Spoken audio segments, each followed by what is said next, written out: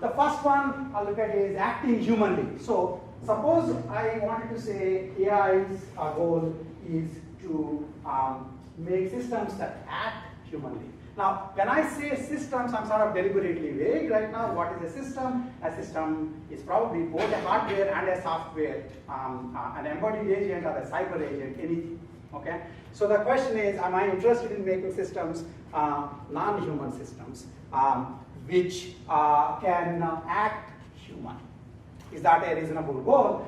In fact, one of the first questions that, as in case you are paying attention to that beginning slides, one of the very first questions Alan Turing asked, as soon as computers were invented, and as soon as the theory of computing was invented, he didn't ask, what's the biggest Excel spreadsheet can I handle?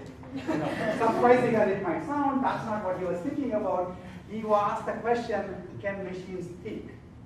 Why? Because we consider the most important facet of being a human is the ability to think. Okay, and so he was interested in seeing, well, you know, everything else, I don't know if you know, but by Turing's time itself, humans were no good at most of the other things. Humans were not the most powerful weightlifters. They already had cranes.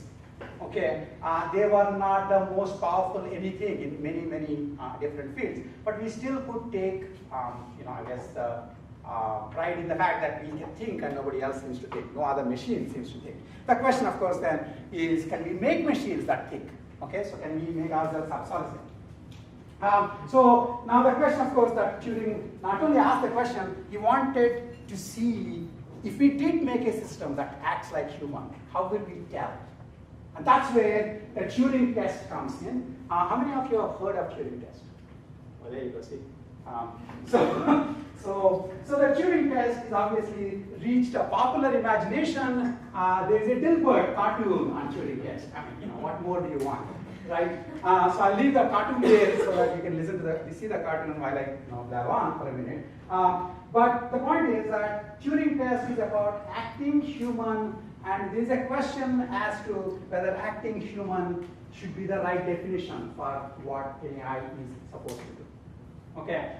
In particular, think about flying. You know, suppose at one time we were interested in making flying machines, and the only thing that we saw flying were birds. And the earliest attempts at flight involved flapping wings.